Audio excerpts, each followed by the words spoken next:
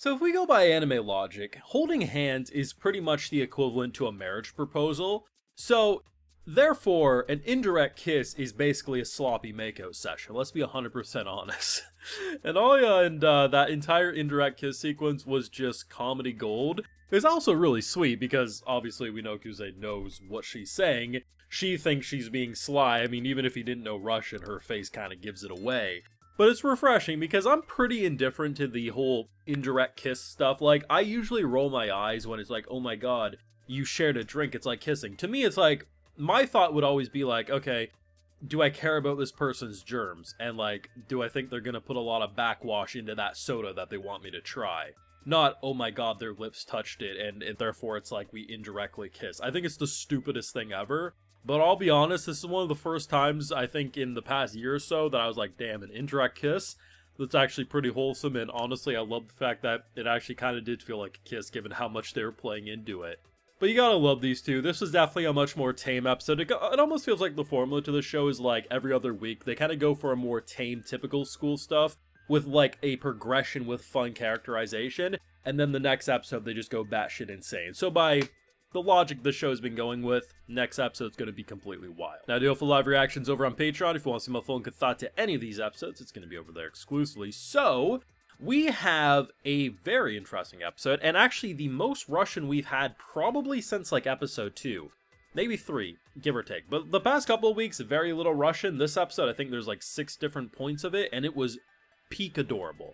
I love when she speaks Russian, and I think it's always just so sweet because her VA does such a good job at really getting into that super innocent, like, she pretty much sinks down into little schoolgirl mode and pouting like, I like you, or like one of the things she says on this episode is like, I'd only do this with you, dummy, or something like that. And it's just absolutely adorable. It melts your heart. And I love the fact that it even just reinforces what he already knows. He's like, okay, well, it's good to know that she'd only do it with me. It's just, it actually progresses their relationship in a very cute way. But basically what ends up happening is in this episode, Yuki ends up confronting Alya, and I'm surprised she didn't go the full hand against the wall moment, like, you know, in those like intense confession scenes. But basically what ends up happening is she wants to be honest that, hey, like, I'm taking him and he's gonna help me become, obviously, president. She's like, okay, bet. And then she, like, pretty much is trying to get her to admit that she's in love with him, and she's like, yeah, I love him, that I love him even more so than mom and dad. And like, she's a little shit.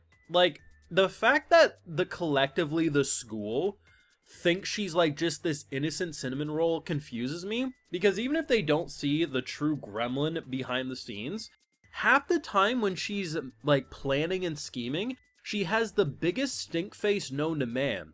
Someone had to have caught on by now, because she's half the time scheming with like the Grinch who stole Christmas smile, and it's frightening as hell. But I do like the idea that, you know, they're kind of like, they're trying to be honest while also building a friendship-ish frenemy dynamic. It's hard to say, obviously, because, you know, you have the little sister being like, you know what, I'm still gonna win, I'm gonna kick ass. She's currently in the forefront to win the election anyway, with or without our boy's help. And then there's also this competition of like, I'm not gonna lose out to her, and it's just, it's a bundle of chaos. Let's just put it like that. And the idea that we go from that to then, hey, let's discuss strategy, let's have like, you know, a drink or something, and she's like, oh, so it's not a date. It's just, you love it. It's very simple on paper of an episode, but it progresses everything the way it should. You have the sister stuff in terms of the progression of the competition, and, you know, who's gonna, you know, get the brother back on her side, and, you know, if the brother's gonna regret not siding with her. And then, of course, on Alya's side, it's this, like, adorable kind of building romance where she's obviously conflicted about her actual feelings. She knows that she likes to do things specifically with him, but, you know, the idea of, like, do I love him is still not completely coming out. I mean, yeah, she said it before in Russian, but I think with how much she gaslights herself into thinking she's not in love, I think she's like a little Jekyll and Hyde. On one hand, she knows she's in love, and on the other hand, she thinks, you know, what the hell else is going on. It's adorable. But the idea that, as I've said since the beginning of this show, is that what should have been a gimmick, they don't abuse, and every time it's there, it actually adds to the show. I've seen some people say that, you know, if you didn't have the craziness of Yuki, or if you know, removed the Russian talking gimmick, the show's just a typical school series. And I completely disagree, because at the end of the day, Does Yuki add an element of chaos that makes the show more entertaining? Of course. And does the Russian stuff give an extra cue and kind of like a barrier so that feelings aren't emitted too quickly but also allows for progression to happen? Sure. But at the end of the day, the entire functionality of this show doesn't feel like a generic school series. At face value, you could take any random screenshot and people would say, oh, it's a high school anime, we've seen this before. I like the look of the show, don't get it twisted, but I'm not going to say it revolutionized anything visually. But the thing about it is when characters talk, and the fact that you have two sisters, complete polar opposite ends of the spectrum. The fact that the anime is even admitting that Yuki is the devil, and that Alya's sister is the angel is just, it's perfect. But think about this, you have the whole childhood friend in the club room, he has no idea. You have the sister and the chuny bullshit. Then you have this cute romance actually brewing, and everything about how they're handling things doesn't come across as stereotypical. And the fact that every episode doesn't just have her constantly say things in Russian, like, I think it was episode 2 or something like that, like there was a lot of just like general like random things she'd say out loud, like when they're in the storage shed or the gym shed, whatever it was. But the fact that it's never, like, every time she speaks Russian, I'm happy because, like, they don't give me as much as I want. And it's better to leave the viewer wanting more than to give them too much and say, okay, this gimmick's getting a little old. At the end of the day, there's actually characterization, it's incredibly funny, it's charming, but most importantly, you actually root on the main two, and I love the fact that because he can speak Russian, she doesn't. Like, the only barrier of misunderstanding is that she thinks when she speaks Russian, he has no idea. But the fact that he does hear her, and it allows for him to know her true feelings, he can actually build his own feelings alongside that shield of she thinks he has no idea what's being said.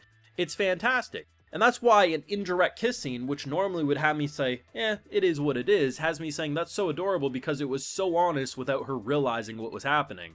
And then the whole exchanging of the spicy curry and stuff was just the extra little icing on top, cherry on top moment. And it was awesome. I love this show. It's so sweet, it's so simple, and it's definitely going to be one of the highlights of the past few years for these kind of school rom-com series.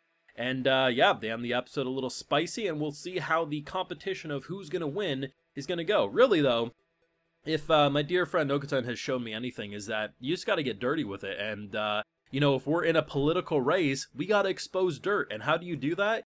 You expose what this little scamp of a sister is actually like at home, because, that would crash her polling numbers real quick.